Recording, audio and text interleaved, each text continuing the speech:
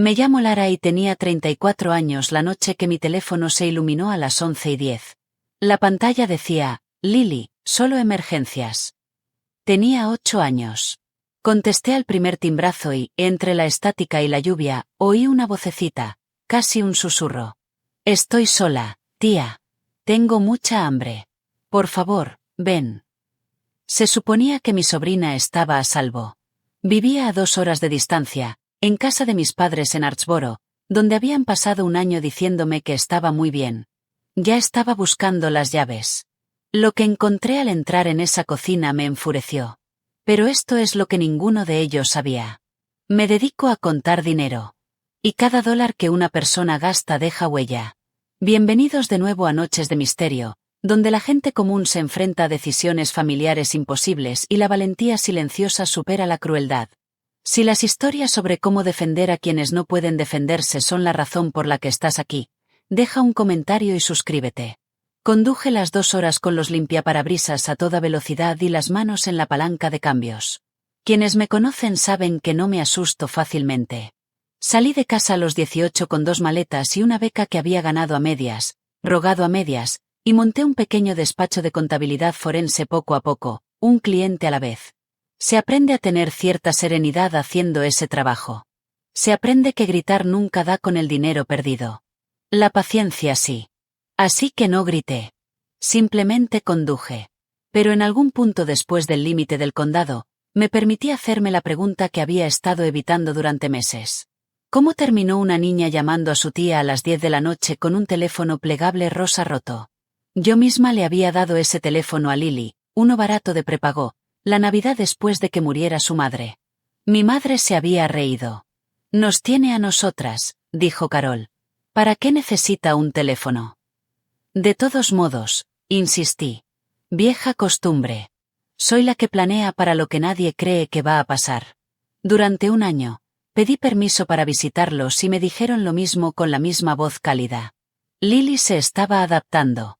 Lily necesitaba una rutina. Demasiadas caras la inquietarían.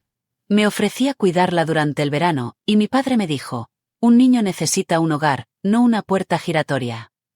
Les creí porque era más fácil creerles, porque eran sus abuelos y porque la alternativa me quitaba el sueño. La lluvia arreció cerca de Archboro. Me dije a mí misma que estaba exagerando. Pocas veces he estado tan equivocada y tan acertada en la misma hora. La luz del porche estaba apagada. Eso fue lo primero. Mis padres habían vivido en esa casa 30 años y la luz del porche nunca se apagaba porque Carol decía que un porche oscuro se veía mal. Llamé a la puerta y luego intenté abrirla. Se abrió. Dentro de la casa hacía frío, como cuando nadie paga la calefacción que no tiene que pagar. Lily estaba sentada en el primer escalón con una camiseta fina y calcetines. El teléfono plegable agarrado con ambas manos como si fuera a salir volando. Me miró y no lloró. Eso fue lo que me destrozó. Una niña de 8 años que ha aprendido a no llorar ha aprendido algo que ninguna niña de 8 años debería saber. Fueron al casino, dijo. La abuela dijo que volverían tarde. Le pregunté cuándo había comido. Lo pensó, lo cual fue su propia respuesta. Fui a la cocina y abrí el refrigerador, y la luz apenas se encendió, y el interior zumbaba sobre casi nada. Un cartón de leche caducado hace 3 días, una botella de ketchup, el talón de una barra de pan en una bolsa de plástico. Revisé el congelador, la despensa. La despensa estaba cerrada con candado. La despensa de una niña cerrada con candado en una casa con una pantalla plana nueva brillando en la habitación de al lado. Le preparé a Lily huevos revueltos con los únicos 2 huevos que había en la puerta. Y mientras se cocinaban, sacó una bolsa de galletas saladas trituradas de su mochila y la puso en la encimera, con cuidado, como una persona que raciona provisiones. Por si acaso, dijo, y no terminó. Entonces los faros de un coche iluminaron la pared de la cocina y se oyó el portazo de un coche, y oí a mi madre reírse en la entrada. Carol entró primero, todavía riéndose de algo. Llevaba una bolsa de una tienda departamental en el brazo. Me vio y la risa se detuvo como un disco que se quita de la aguja. Lara, ¿qué demonios? No era una pregunta. Mi padre la siguió. Roy, más corpulento y lento, oliendo a humo de cigarrillo y al suelo del casino. No dijo hola. Miró los huevos en el plato de Lily y luego a mí, y algo se le tensó en la mandíbula. Mantuve la voz firme. Pregunté por qué la despensa estaba cerrada con llave, por qué no había comida y por qué una niña de 8 años estaba sola en casa a las 10 de la noche. El rostro de Carol se transformó en el de un paciente herido. No es una bebé, Lara. Sabe que tiene que llamar si hay un incendio. Volví a preguntar por la comida y mi madre dijo lo que oiré en mis sueños el resto de mi vida. Lo dijo a la ligera, como si todo quedara resuelto. Está alimentada. Tiene techo. ¿Qué más necesita una niña? Miré el televisor nuevo. Miré a Lily, que se había quedado muy quieta sobre su plato. Roy se interpuso entre yo y las escaleras, sin tocarme, simplemente colocando su cuerpo en el camino. Abandonaste a esta familia, dijo. No tienes derecho a voto. Entendí, de pie en esa fría cocina, que habían ensayado esto, no esas palabras exactas, pero sí la postura, la certeza de que yo era la intrusa y ellos los perjudicados. He auditado a personas que malversaron fondos durante una década mientras sonreían en el picnic de la empresa y sé la diferencia entre culpa y agravio. No se sentían culpables. Se sentían interrumpidos. Tomé mi abrigo. No estaba abandonando a Lily. En realidad no. Me iba a hacer lo único que me ha funcionado.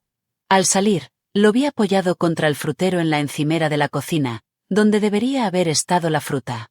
Un folleto brillante de un crucero, de esos con una pareja vestida de blanco recortada contra una puesta de sol.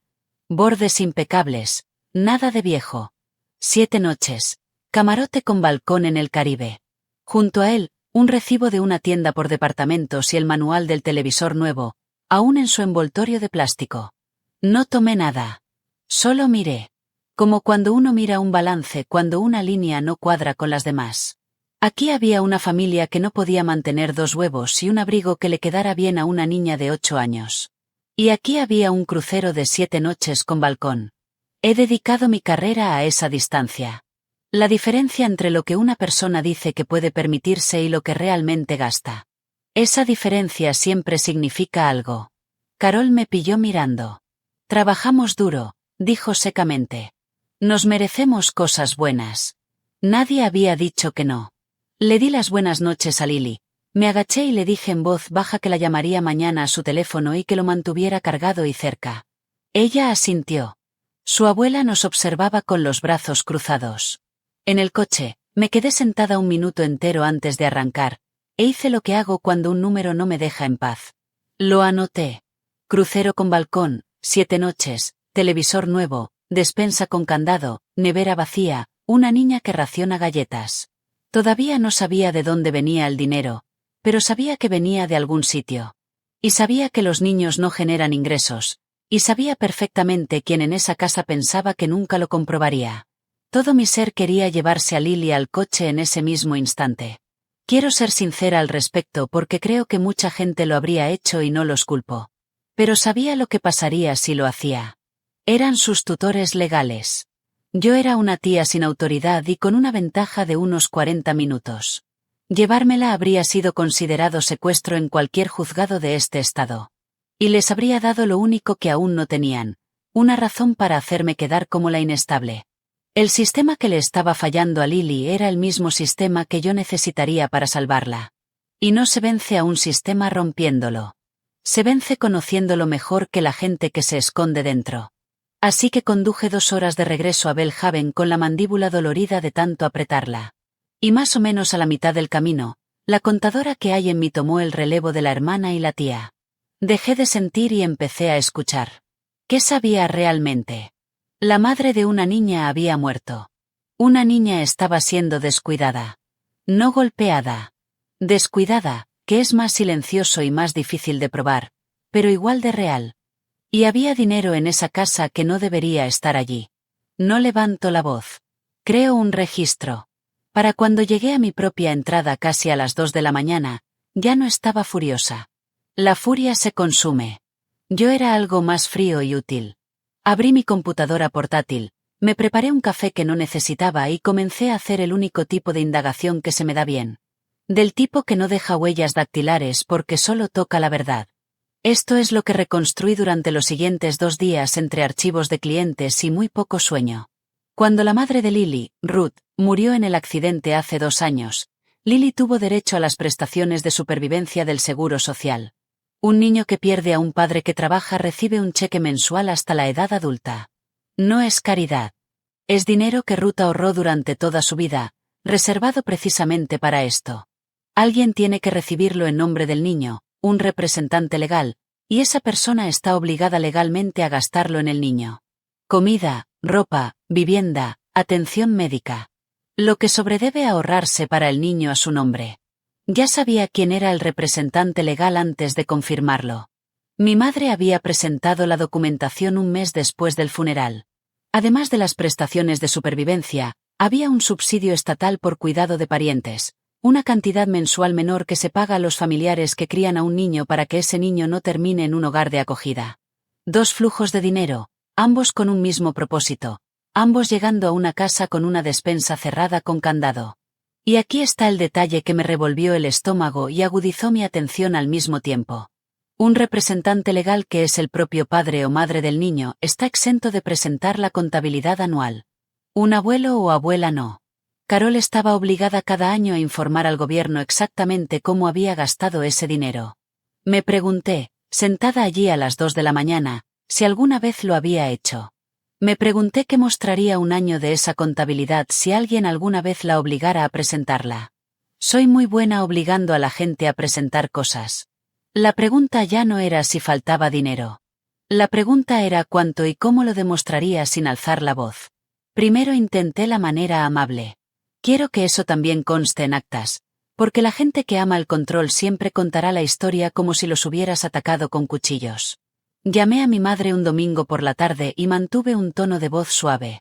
Dije, me encantaría cuidar de Lily un tiempo, darles un respiro, ponerla al día con sus revisiones. Incluso me ofrecía enviar dinero para la compra cada mes. Sin condiciones, solo para ayudar. La voz de Carol se enfrió 10 grados en 3 segundos. No necesitamos tu dinero, Lara. Dije que no se trataba de necesidad. Se trataba de Lily. Lily está bien. La viste una mala noche y decidiste que sabías más que las personas que la crían. Entonces mi tía Sharon se puso al teléfono porque, por supuesto, estaba allí. La hermana menor de Carol. El coro de cada actuación que mi madre ha dado. Cariño, es una pequeña dramática. Sharon dijo que te llamó porque estaba lloviendo a cántaros y quería llamar la atención. ¿Estás interpretando mal las cosas? Le pregunté a Sharon con suavidad cuando había visto por última vez el interior de ese refrigerador. Hubo una pausa, luego Carol de nuevo, seca y definitiva.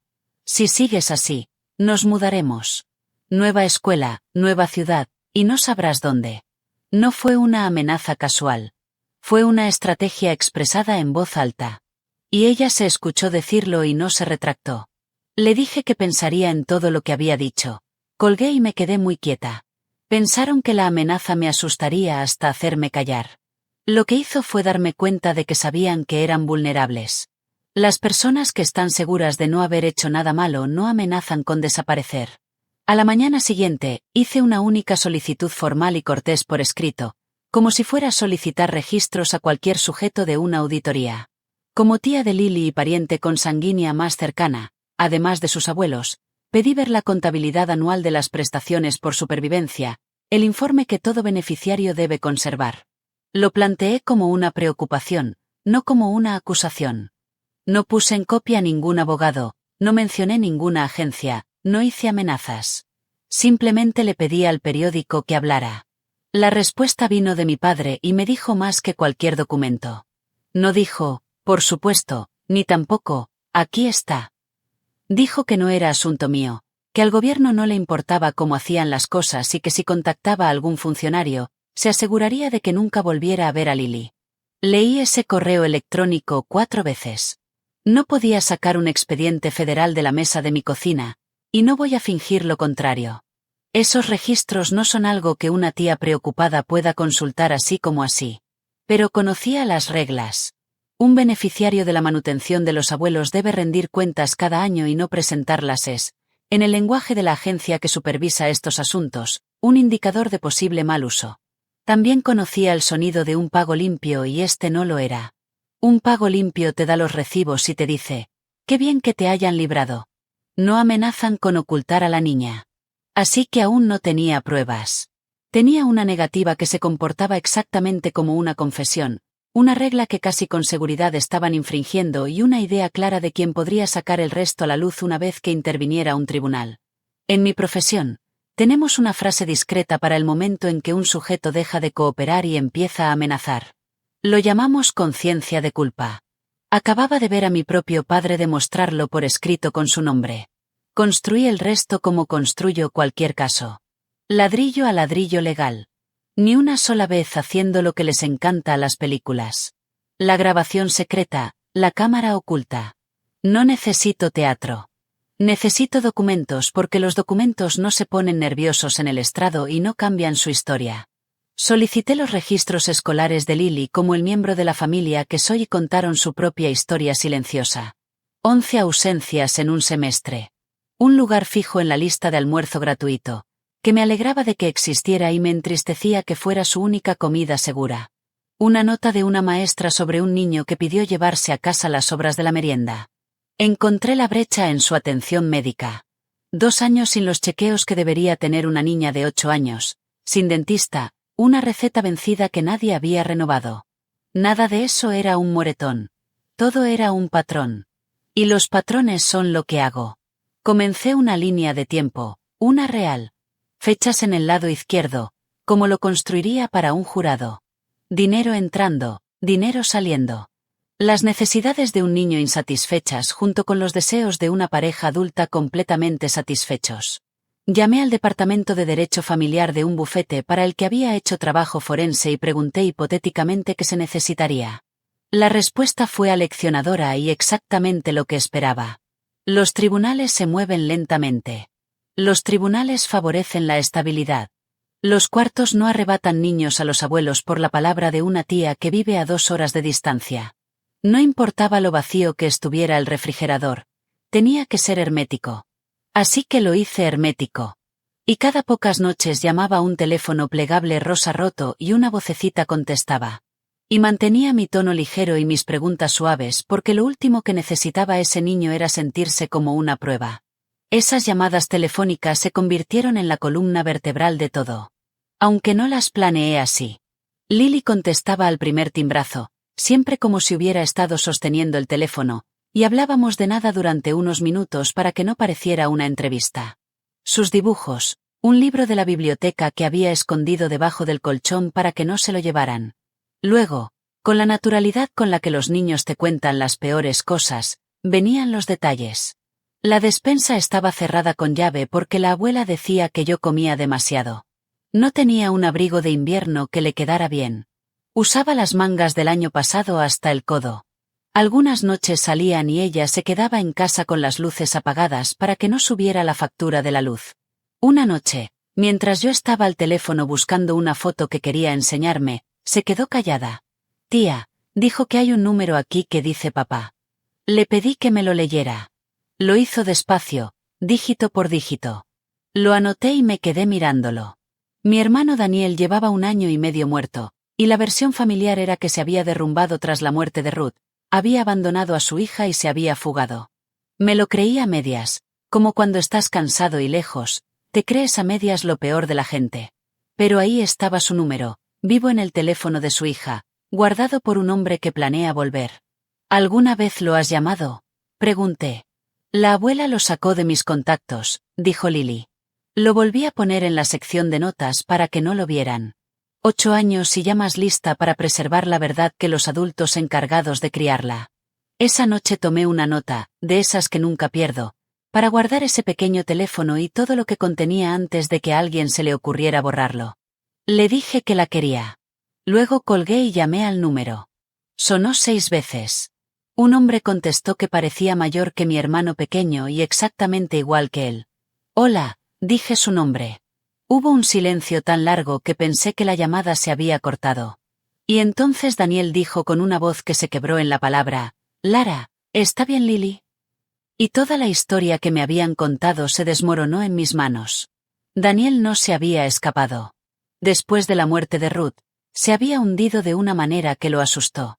Y se había internado en un programa de tratamiento a 3 estados de distancia y luego había aceptado un contrato de larga distancia en una tripulación pesquera en Alaska para desintoxicarse, ganar dinero y recomponerse.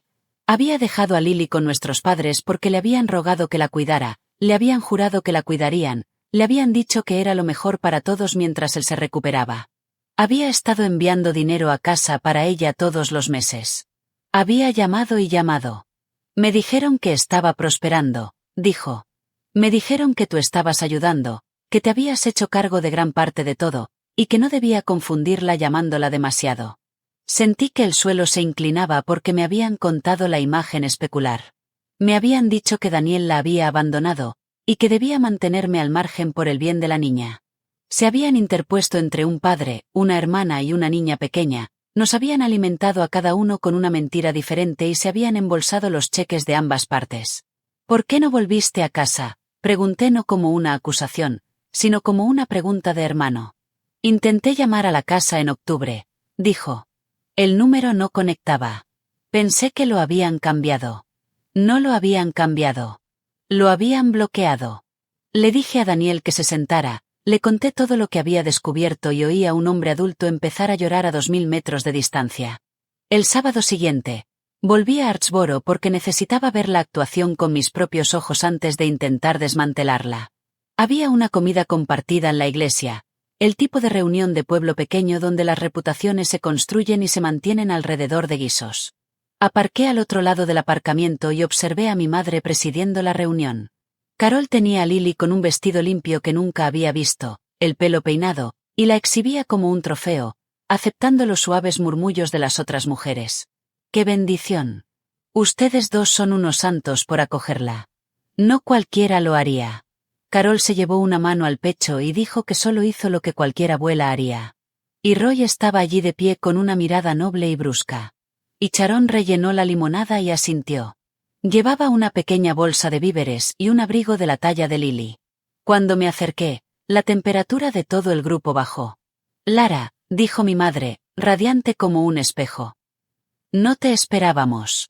Una prima a la que no veía desde hacía años me tocó el brazo y me dijo en voz baja, como si me estuviera haciendo un favor después de todo lo que habían sacrificado. ¿De verdad quieres llevarte también a la niña? Ahí estaba. La historia que habían sembrado en la tierra que los rodeaba. Los abuelos devotos y la tía celosa sin hijos que quería destruir un hogar feliz. No discutí. No se puede refutar una historia que lleva un año regándose. Simplemente me arrodillé. Ayudé a Lily a ponerse el abrigo y observé su rostro cuando las mangas le bajaron las muñecas. Me miró como si hubiera obrado un milagro, un abrigo que le quedaba bien. Eso era lo que ella consideraba un milagro. Me levanté, me despedí cortésmente del grupo y decidí que ya había terminado de ser cortés. Durante la semana siguiente, construí aquello que lo cambió todo. Y quiero describirlo con claridad porque es lo que les pido que tengan presente durante el resto de esta historia. No podía citar a un banco desde mi cocina. Eso vendría después, a través de abogados y una orden judicial. Lo que sí podía hacer era reconstruir su estructura a partir de las piezas que ya tenía a mano. Sabía los montos de las prestaciones. Sabía que los cheques de supervivencia llegaban con una periodicidad fija, el día 3 de cada mes, con la regularidad de un latido, seguidos de cerca por la pensión por parentesco. Tenía lo que Daniel podía entregarme legalmente, sus propios registros del dinero que había transferido a esa casa. Y tenía lo que cualquiera con ojos podía ver en esa casa, el televisor nuevo, el juego de muebles de patio y el folleto de cruceros con fecha que había visto apoyado contra un frutero vacío. Lo organicé de la única manera que sé, un libro de contabilidad limpio y funcional, con las fechas anotadas. El dinero adeudado a un hijo a un lado. Al otro, una vida cómoda que nadie se había ganado, con un crucero de 7 noches con balcón reservado a los pocos días de recibir la prestación. Y en el espacio donde correspondían los gastos de Lily, la compra, el abrigo de invierno y el dentista, había un silencio que se podía oír. Todavía no podía probar los retiros del casino, ni los cargos de la peluquería, ni los pedidos del catálogo, pero sabía que estaban ahí. Como cuando una pared es hueca antes de que la golpees. Ya no estaba enfadada. Tenía algo mejor que la ira. Tenía el esqueleto de un caso y sabía exactamente qué orden judicial le daría forma. Llevé todo a una abogada de derecho familiar llamada Patricia Hall, una mujer de la edad de mi madre, con gafas de lectura colgadas de una cadena y absolutamente ninguna paciencia para la crueldad disfrazada de deber. Leyó el libro de contabilidad sin decir palabra, lo deslizó de nuevo sobre el escritorio y dijo: «Bueno, estás armando un caso impecable, ¿no?». Le dije que era lo único que se me daba bien. Me guió por el camino, y fue cuidadosa, como suelen ser los buenos abogados, sin prometer nunca lo que haría un juez. Presentaríamos una petición de custodia de emergencia argumentando que el bienestar de Lily estaba en riesgo. Solicitaríamos formalmente y a través del tribunal la tutela completa y la rendición de cuentas de los pagos que nadie había presentado voluntariamente, y el panorama financiero que yo había construido no sacaría a Lily de esa casa por sí solo. No funcionaba así. Pero junto con los registros escolares, las deficiencias médicas y una verificación de bienestar, podría impulsar a un tribunal a actuar y podría desencadenar una revisión separada de cómo se habían manejado los beneficios. El mal uso de los beneficios de sobreviviente de un niño es un asunto serio en sí mismo. Patricia dijo: «La agencia puede exigir el reembolso total.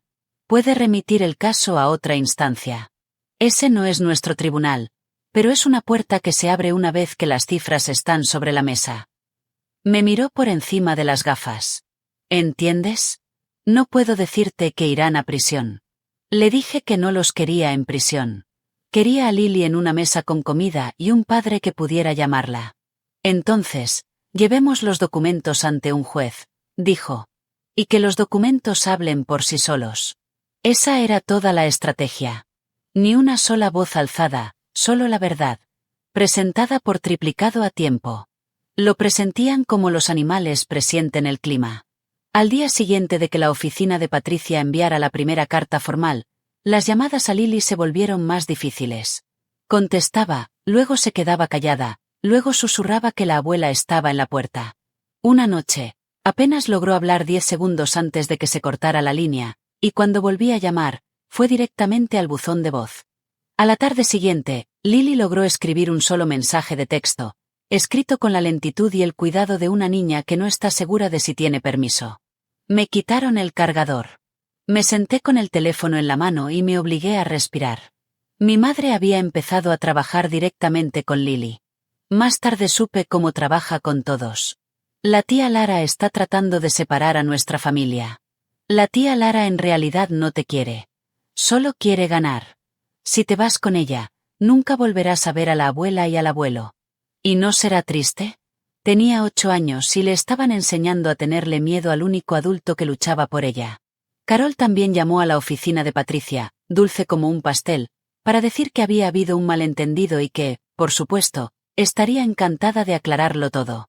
Y, por cierto, estaban considerando mudarse más cerca del hermano de Roy en otro estado para la estabilidad de Lily. ¿Y no sería una pena interrumpir todo este litigio? Patricia me lo tradujo en una frase. Nos acaba de decir que tiene riesgo de fugarse en una llamada grabada a un abogado. Casi me río. Las personas que aman el control no pueden evitar narrar sus propios planes. Es el mismo instinto que hace que un malversador guarde la hoja de cálculo. Le dije a Patricia que teníamos que mudarnos antes de que llegara el camión de mudanzas. Ella ya estaba redactando. Esa noche no dormí, por una vez, ni siquiera lo intenté. Presentamos todo en 72 horas y la petición hizo lo que hacen las peticiones cuando hay una preocupación real involucrada. Activó una verificación de bienestar por parte del condado. No me permitieron estar allí, lo cual fue una especie de tortura, estar sentada en la sala de espera de Patricia mientras un desconocido recorría la casa. Pero el informe, cuando llegó, parecía copiado de mis propias notas por alguien que nunca me había conocido. La trabajadora social documentó el refrigerador, el mismo zumbido casi vacío frente al que me había parado semanas antes, solo que ahora era oficial, fotografiado, fechado en un archivo gubernamental, la despensa cerrada con candado, una niña con ropa demasiado pequeña en una casa con un televisor nuevo y un juego de patio. Y el detalle que dejó helada incluso a la trabajadora social, el que escribió con sus propias palabras. Había encontrado en la mochila de Lily, debajo del colchón y en el bolsillo de un abrigo, pequeños escondites de comida, galletas saladas, una barra de granola, medio sándwich envuelto y guardado. Un niño que acumula comida es un niño que ha aprendido, en algún lugar profundo y temprano, que la comida no está garantizada. Se puede discutir sobre muchas cosas en un tribunal de familia. No se puede discutir sobre la puntuación corporal de un niño. El informe de la trabajadora social no usó la palabra que mi madre había usado. No decía que la niña estaba alimentada y alojada. Decía que la niña mostraba signos de negligencia crónica e inseguridad alimentaria en un hogar con ingresos discrecionales aparentes de uno de los padres. Todo el caso. 4 palabras frías. Leí el informe 2 veces y luego llamé a Daniel, que ya estaba en un vuelo hacia el este, y le dije que ahora era real. Estaba en el expediente, y que debía venir directamente a Artsboro porque su hija pronto necesitaría a su padre en un tribunal. Mi madre no se rinde fácilmente. El contraataque llegó rápido, y fue más feo de lo que me había preparado. Contrató a su propio abogado y reescribió toda la historia en su idioma. Yo era la tía amargada y sin hijos que había aparecido después de años de ausencia para robar un nieto por despecho. Nunca me había ofrecido a ayudar, dijeron. Nunca envié un centavo, nunca la visité hasta que de repente quise la custodia. Cada una de esas afirmaciones era exactamente lo contrario de la verdad, y eso es lo que las hacía efectivas. Una inversión limpia es más difícil de combatir que una simple mentira. Les dijeron a los familiares, a la iglesia, a cualquiera que quisiera escuchar, que el gobierno estaba siendo utilizado como arma contra 2 ancianos que no habían hecho más que amar a un niño que nadie más quería. Y funcionó con algunos de ellos. Los primos dejaron de contestar mis llamadas. Un viejo amigo de la familia me envió un mensaje que no repetiré. La presión era constante y estaba diseñada para hacerme dudar de mí misma. Y hubo noches en que casi lo logró. Pero había una grieta en su muro y su nombre era Sharon. Mi tía me llamó tarde cuando pensó que Carol estaba dormida. No se disculpó, en realidad. Habló en círculos sobre cómo Carol siempre había sido la fuerte, cómo ella misma simplemente se había dejado llevar, como se había dicho a sí misma que el dinero que aceptaba cuidando niños era inofensivo. Luego su voz se apagó. Ese niño sí esconde comida. Dijo, lo he visto. Me dije a mí misma que era una fase. Una larga pausa. Últimamente no duermo bien, Lara. No la consolé. No me enorgullece lo poco que sentí por ella en ese momento, pero noté, como noto todo, que el coro estaba empezando a perder el tono y que un testigo asustado que no puede dormir a veces se convierte en un honesto. A la mañana siguiente, le conté a Patricia cada palabra de esa llamada. Entonces chocamos contra el muro del que me habían advertido, y me dejó sin aliento. En fin, en la primera audiencia, una breve solo para establecer el calendario, el juez se negó a sacar a Lily de la casa antes de la audiencia completa. Los tribunales favorecen el statu quo, especialmente con los abuelos, especialmente cuando los familiares que crían a un niño tienen un año de estabilidad que mostrar y un abogado que lo muestra por ellos. Lily se quedaría donde estaba hasta que el asunto se escuchara por completo, semanas después. Patricia me había dicho que esto podría pasar. Saber que podría pasar no hizo más que empeorar las cosas. Esa noche conduje 2 horas de regreso a Belhaven y admito que me senté en mi auto en la entrada oscura y apoyé la frente en el volante. Semanas y semanas de ese refrigerador y ese candado y mi madre susurrando al oído de mi sobrina. Pero he aprendido en 20 años persiguiendo dinero que la gente jura que no se pierde, que ir más lento no es lo mismo que perder. Los números no caducan. Una verdad documentada solo se fortalece mientras que una mentira tiene que mantenerse. Así que me hice útil en lugar de frenética. Obtuve una orden judicial para establecer llamadas telefónicas breves y supervisadas con Lily para que no pudieran cortar la línea nuevamente. Me comuniqué con la trabajadora social para que el expediente se mantuviera activo y le dije a Lily en una de esas llamadas monitoreadas con la voz más fría que tenía que esto estaba tomando más tiempo del que quería, pero que no iba a ir a ninguna parte, que estaría en esa sala del tribunal y que la verdad estaba en camino, aunque pareciera lenta. ¿Promesa? Ella dijo que no hago promesas que no puedo cumplir. Hice esa. Luego volví a casa y construí la exposición que lo preservaría. Daniel aterrizó y condujo directamente hacia mí. Y cuando entró por la puerta, casi no lo reconocí. Luego, por supuesto, lo reconocí. Más delgado, más firme. 1 año y medio de duro trabajo y una honestidad aún más dura reflejada en su rostro. Había traído una carpeta propia porque el dolor también lo había vuelto precavido. Tenía 18 meses de certificados de finalización de su programa, pagos del barco y lo que me dejó sin aliento. Registros de transferencias mensuales de dinero a una cuenta que controlaban mis padres. Dinero que él creía que alimentaba y vestía a su hija, sumado a las prestaciones de sobreviviente que ya estaban malversando. Quiero ser cuidadosa aquí porque su dinero no es el meollo del asunto. Las prestaciones son las prestaciones públicas documentadas que legalmente se le debían a Lily, pero las transferencias de Daniel corroboraron todo. Mostraban a un padre esforzándose desde 2000 metros de distancia mientras la gente de la casa tomaba de cada mano que se extendía hacia esa niña y casi no le daba nada. Se sentó a la mesa de mi cocina y leyó mi libro de contabilidad y luego el informe de los trabajadores sociales y le temblaban las manos. La dejé con ellos, dijo. Pensé que estaba haciendo lo correcto. Pensé que recuperarme era lo correcto. Le dije la verdad porque la necesitaba más que consuelo. Recuperarse era lo correcto. Confiar en ellos fue el error. Y fue un error que cualquier persona decente comete con sus propios padres porque la alternativa es impensable hasta que la tienes delante en un expediente del gobierno. ¿Me la dejará el juez?, preguntó. Le dije que no lo sabía. Le dije lo que sí sabía. Que iba a levantarse en esa sala del tribunal y decir la verdad. Y que los dos juntos éramos un muro que no podrían derribar con palabras.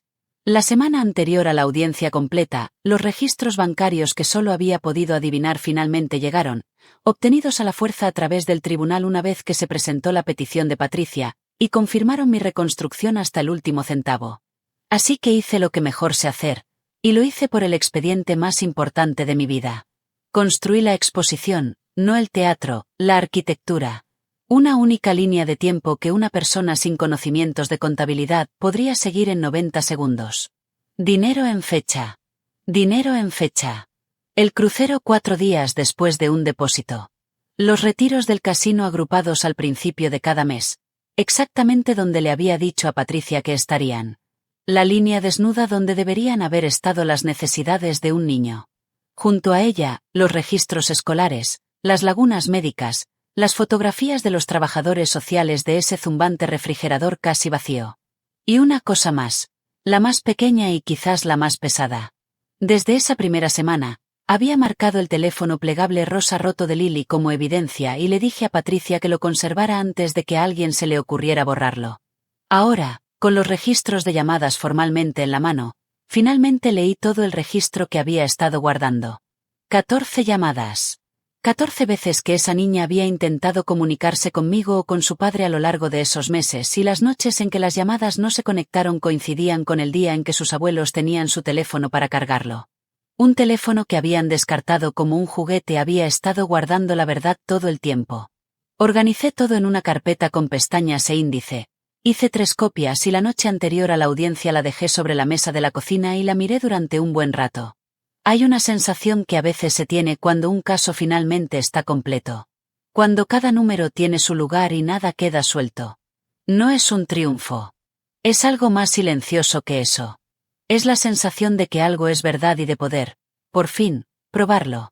Cerré la carpeta, la dejé junto a la puerta y preparé mi ropa para la mañana como un soldado la noche anterior. Esa misma noche, tarde, recibí mi llamada supervisada con Lily, y su voz era más baja de lo normal. La audiencia era a la mañana siguiente, y de alguna manera ella sabía la importancia del asunto. La abuela dice que, si el juez te hace caso, tendré que dejar mi habitación, dijo.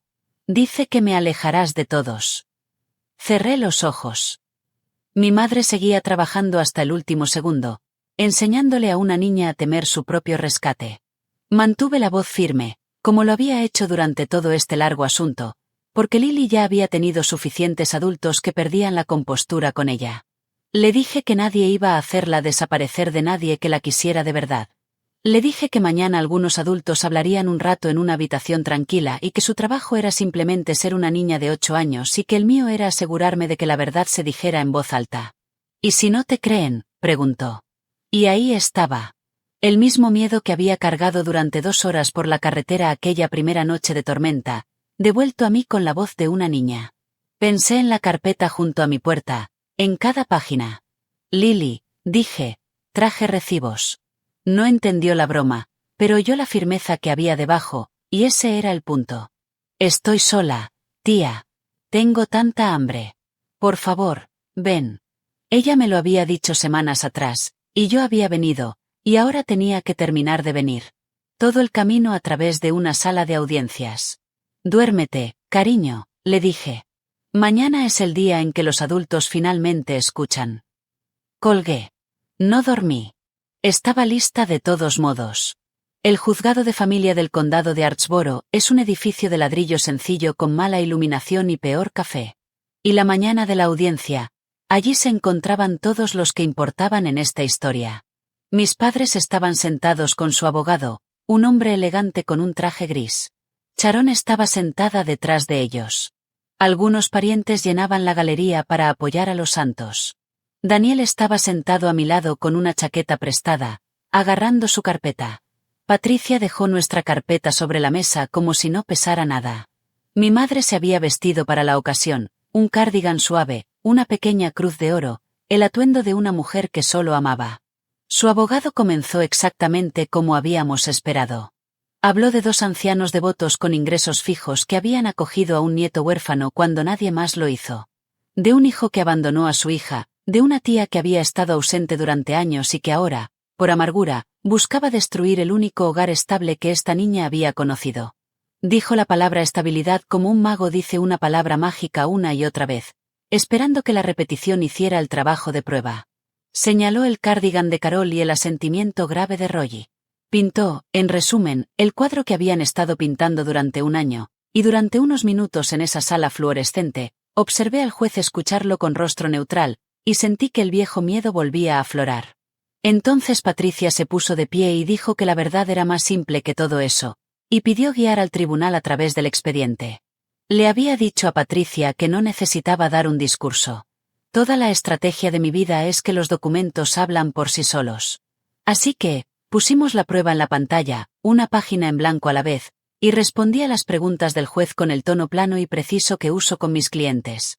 Sin adjetivos, solo fechas y dólares. Aquí está el beneficio de sobreviviente depositado el día 3 de cada mes. Aquí está la beca de parentesco. Aquí está el crucero, balcón, camarote, 7 noches. Aquí está la fecha en que se liquidó el depósito 4 días después de un pago de beneficios. Aquí están los retiros del casino agrupados el primer día de cada mes. Aquí está el televisor nuevo, el juego de patio, el salón, los pedidos del catálogo. Y aquí, su señoría, está la fila para la niña, comestibles, ropa, atención médica, un abrigo que le quede bien. Dejé que el silencio se posara sobre lo corta que era esa fila. Luego los registros escolares, las 11 ausencias, el almuerzo gratis, la nota de la maestra, luego las lagunas médicas, luego las fotografías de los trabajadores sociales, el refrigerador zumbando con su cartón de leche caducada, y el inventario de comida que una niña asustada había escondido por su propia casa. Levanté el folleto brillante del crucero, el que estaba en el frutero vacío, y lo puse junto al extracto bancario, de modo que la fecha de salida y la fecha del depósito estuvieran una al lado de la otra. Nunca alcé la voz. No tenía que hacerlo. Hay un silencio particular que se instala en una habitación cuando una historia que todos creían a medias se topa con un hecho irrefutable. El juez miró el folleto, miró la fotografía del refrigerador, miró fijamente a mi madre con su suave cardigan durante un largo rato, y mi madre, que se había estado secando las lágrimas para el público, dejó de hacerlo. Patricia dejó que las cifras se asimilaran, y luego hizo lo que habíamos planeado, el único toque de humor en un caso por lo demás insípido. Me preguntó, para que constara en actas, qué había dicho mi madre la noche que encontré a Lily sola, sobre las necesidades de la niña. Lo repetí palabra por palabra con el mismo tono monótono. Me dijo, señoría, que la niña estaba alimentada y tenía techo, y preguntó qué más necesita una niña. Patricia dejó eso en suspenso. Luego señaló la pantalla, los 4 días después de un crucero con depósito, los retiros agrupados del casino y la fotografía de las galletas saladas escondidas de una niña de 8 años. Y dijo en voz baja a la sala, ahora sabemos con precisión lo que la señora Nichols creía que necesitaba un niño. Los registros muestran en qué gastó el dinero del niño. La frase resonó como una verdad absoluta. La vi recorrer la galería. La prima que me tocó el brazo en la comida compartida y me advirtió que no arruinara un hogar feliz miró la pantalla, luego sus propias manos. El viejo amigo de la familia se removió en su asiento. La historia que les habían contado durante un año, la de los santos y la tía celosa, se desvaneció en lo que se tarda en leer una fecha en un extracto bancario. Tiene comida. Tiene techo. ¿Qué más necesita un niño? Mi madre había construido toda una defensa sobre esa frase, y se había convertido en lo más condenatorio de la sala. Al otro lado del pasillo, vi el momento exacto en que Carol comprendió que sus propias palabras se habían vuelto en su contra. Fue entonces cuando se derrumbó. Y quiero describirlo con honestidad porque durante un año, estas personas habían controlado la historia de quien estaba tranquilo y quien estaba desquiciado, y la sala del tribunal vio cómo esa historia cambiaba en tiempo real. Carol comenzó con lágrimas, de esas ensayadas, presionando la pequeña cruz dorada, diciéndole al juez que había renunciado a toda su jubilación por esa niña. Cuando el rostro del juez no se suavizó, las lágrimas se convirtieron en reproche. Daniel nos la echó, dijo, con la voz cada vez más alta. Se escapó y nos dejó con una niña que nunca pedimos, y ahora todos quieren actuar como si fuéramos los criminales. Luego la autocompasión. ¿Sabes lo que sacrificamos? ¿Tienes alguna idea? Y finalmente, cuando nada de eso surtió efecto, la ira que había estado ahí debajo de todo el tiempo, se volvió hacia mí desde el otro lado de la sala. Pequeña desagradecida. Siempre fuiste así, siempre creyéndote mejor que nosotros. Su abogado le puso una mano en el brazo. Ella se la quitó. Y mi padre, que casi no había dicho nada, se inclinó hacia adelante y pronunció la frase que había estado pronunciando toda mi vida, la misma que había usado en aquella fría cocina semanas atrás, seguro de que aún tenía fuerza. Usted abandonó esta familia, dijo Roy, no tiene derecho a voto. La jueza, que había sido paciente, dejó la pluma. Señor Nichols, dijo con la autoridad impasible de alguien que ha escuchado todas las versiones de esto en esta sala. El voto es mío, y he visto el acta. No dije ni una palabra. No hacía falta. Por primera vez en 34 años, la certeza de mi padre se topó con algo más duro que ella misma, y toda la sala la oyó resquebrajarse. Entonces fue el turno de Daniel, y mi hermano se puso de pie con su chaqueta prestada e hizo lo más valiente que jamás le he visto hacer. No actuó. Simplemente dijo la verdad en orden. Le contó al tribunal sobre Ruth y los meses en que no podía levantarse de la cama y el programa en el que se internó para no convertirse en un peligro para la única persona que le quedaba. Les habló del barco, de los 18 meses, del dinero que enviaba a casa cada mes creyendo que alimentaba a su hija. Les contó cómo el teléfono fijo dejó de funcionar, cómo le habían dicho que Lily estaba bien y que llamar con demasiada frecuencia solo la confundiría. Confié en mis padres con mi niña, dijo. Y esta vez su voz no se quebró. Simplemente se quedó en silencio. Usaron eso. Me usaron a mí. Usaron los cheques con su nombre. Su abogado presentó sus registros de transferencia, los certificados de finalización, los recibos de pago, todo alineado junto a mi libro de contabilidad como un segundo testigo diciendo lo mismo. Y entonces Patricia llamó al testigo que la otra parte nunca vio venir. Después de esa llamada nocturna en la que no pudo dormir, Sharon se había puesto en contacto con el despacho de mi abogado por su cuenta, y su nombre había pasado discretamente a nuestra lista de testigos. El juez la hizo jurar. Carol susurró el nombre de su hermana. Sharon la ignoró, con las manos temblorosas. Le dijo al tribunal que tenía que decir algo porque ya no podía dormir. Les contó sobre el dinero que había cobrado por cuidar niños, las conversaciones que había escuchado, la comida que había visto esconder a la niña. Me dije a mí misma que no era asunto mío. Ella dijo que sí lo era. Tiene 8 años. Eso no convirtió a Sharon en una heroína. Había hecho la vista gorda durante 2 años por una parte del dinero, y unos minutos de honestidad en un tribunal no borran eso. Pero rompió el último muro de carga en la casa de historias de mi madre, y lo rompió con la verdad. El juez pidió un receso, y los 20 minutos más largos de mi vida transcurrieron en un pasillo beige con Daniel caminando de un lado a otro y yo sentada muy quieta. Cuando regresó, habló con franqueza, y te lo daré de la misma manera que ella nos lo dio a nosotros. La evidencia de negligencia y del mal uso de los beneficios de Lily era, en sus palabras, sustancial y bien documentada. Ese día, ella estaba retirando a Lily de la tutela de sus abuelos. Le otorgaba la custodia a Daniel, su padre, con un plan de transición estructurado, supervisado al principio, aumentando su responsabilidad a medida que él demostraba la estabilidad que, francamente, ya estaba demostrando, y me nombró como el apoyo permanente y cotutor temporal para asegurar la entrega, para que Lily nunca más estuviera a una puerta cerrada de distancia de su familia. En cuanto al dinero, la jueza fue cuidadosa como lo es la ley.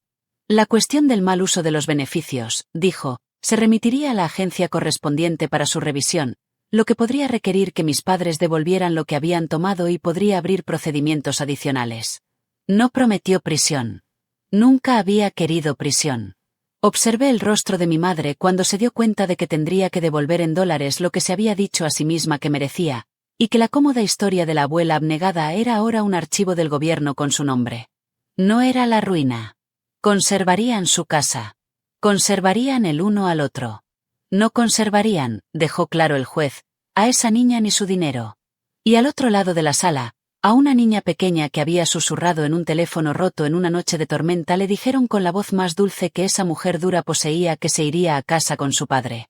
La primera noche, Daniel, Lily y yo cenamos en la mesa de mi cocina en Belhaven. Una mesa de verdad. Pollo asado, demasiadas verduras y un pastel de la tienda sin ninguna ocasión especial, excepto que podíamos. Lily comió como si todavía no estuviera segura de que duraría, y luego lentamente como si empezara a creer que sí. Llevaba un abrigo que le quedaba bien, colgado junto a mi puerta donde podía verlo. El teléfono plegable rosa roto estaba en su bolsillo por costumbre, aunque ya no necesitaba susurrar en él. La semana siguiente, le conseguimos un teléfono de verdad con el número de su padre y el mío, y nada que ocultar.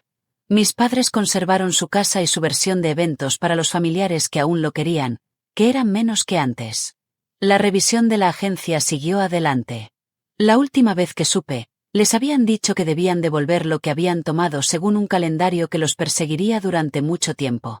No me complace esa parte, o no mucho. No eran monstruos de un cuento. Eran dos personas que decidieron que las necesidades de un niño eran menores que su propia comodidad, y que se contaron una cálida mentira hasta que un frío balance lo hizo imposible. Si hay una moraleja que grabaría en la puerta de ese juzgado, es una simple, y la aprendí de un niño de 8 años con un teléfono prepago. Daniel encontró trabajo cerca de mí y un apartamento a 2 cuadras del mío.